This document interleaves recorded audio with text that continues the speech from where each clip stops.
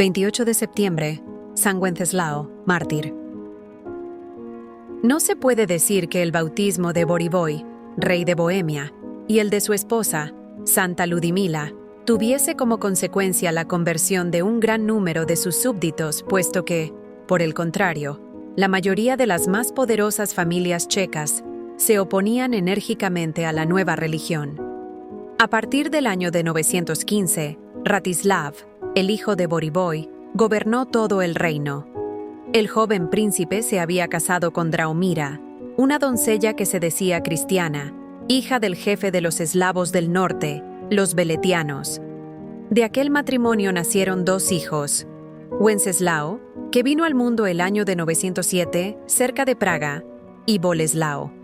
Santa Ludmila, la abuela, arregló las cosas de tal manera que la crianza y educación del mayor de sus nietos le fuera confiada enteramente, y así pudo alimentar el corazón de Wenceslao en el amor de Dios.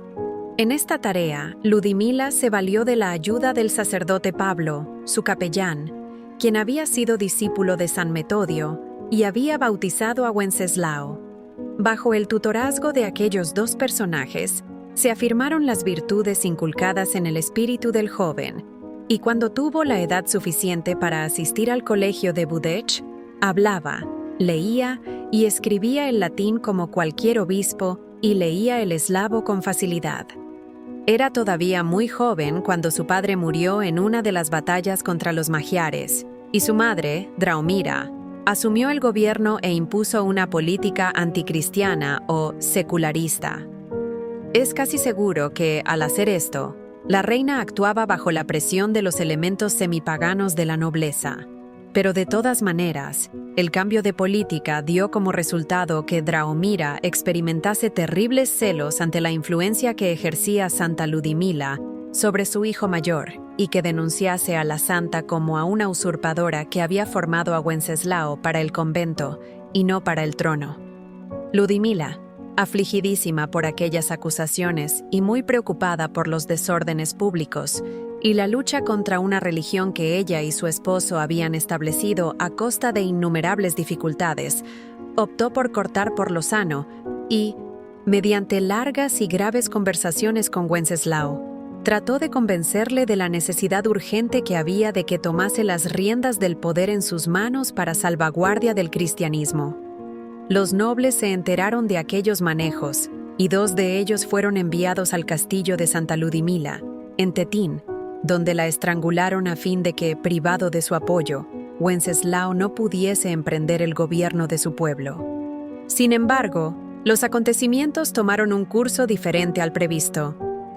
La reina Draumira, por intereses ajenos a la cuestión, fue expulsada del trono, y por voluntad del pueblo, Wenceslao fue proclamado rey.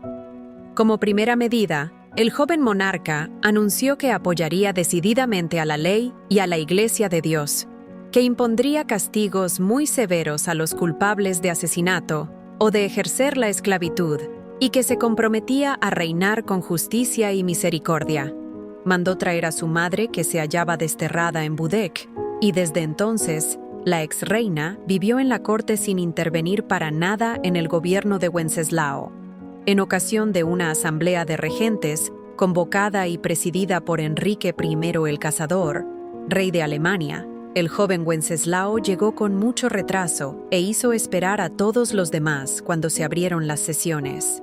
Algunos de los príncipes le enviaron un mensaje para hacerle saber que se consideraban ofendidos por su tardanza, y Wenceslao mandó decir a la asamblea que le apenaba muchísimo su impuntualidad, que se le había ido el tiempo en la práctica de sus devociones y que pedía, como merecido castigo a su descortesía, que ninguno de los gobernantes ahí reunidos le presentara sus saludos cuando arribase.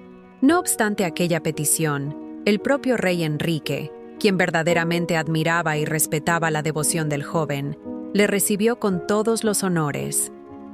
En el curso de aquella reunión, Wenceslao solicitó la gracia especial de que le fuera concedida a su país la conservación de una parte de las reliquias de San Vito. La petición fue otorgada. Un brazo del santo fue cedido a Bohemia y, para guardar la reliquia, el joven monarca comenzó a construir, en Praga, una gran iglesia, precisamente en el sitio donde ahora se encuentra la catedral. En el terreno político, Wenceslao cultivó las relaciones amistosas con Alemania y protegió la unidad de su país, gracias a la medida diplomática de reconocer al rey Enrique I como el señor de todas aquellas tierras y como al legítimo sucesor de Carlomagno. Aquella política, adoptada alrededor del año 926, unida a la energía con que combatió la opresión y otros excesos practicados por los nobles, hicieron prosperar a Bohemia, pero al mismo tiempo provocaron la creación de un partido de oposición, formado principalmente por los que se hallaban contrariados a causa de la influencia que ejercía el clero sobre Wenceslao. Fue por entonces cuando éste se casó, y al nacer su hijo primogénito, el hermano menor del rey, Boleslao, resentido al ver que se perdía la ocasión para ascender al trono, se unió al partido de los descontentos. En el mes de septiembre del año 929, Wenceslao recibió una invitación de su hermano Boleslao para que se trasladara a la localidad de Stara Boleslav, a fin de tomar parte en los festejos en honor de los patronos del lugar, Santos Cosme y Damián.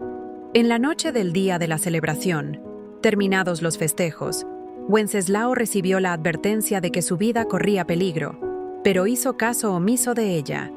Se unió a los otros convidados, se sentó a la mesa con ellos, hizo un brindis especial en honor de San Miguel, a quien rogamos que nos lleve por el camino de la paz hacia la felicidad eterna, y, luego de retirarse a orar, se acostó a dormir. Aún no despuntaba el alba del día siguiente cuando Wenceslao, que salió de la casa donde moraba para asistir a la misa, se encontró con Boleslao y se detuvo para darle las gracias por su invitación y su hospitalidad. «Ayer», repuso Boleslao con tono frío, «hice cuanto pude por servirte como corresponde, pero hoy es otro día, y todo el servicio que puedo darte es este». Y con la rapidez del rayo, sacó el puñal y se lo clavó a su hermano en mitad del pecho. Ambos cayeron al suelo trenzados en lucha, e inmediatamente acudieron los amigos de Boleslao que acribillaron a puñaladas al rey.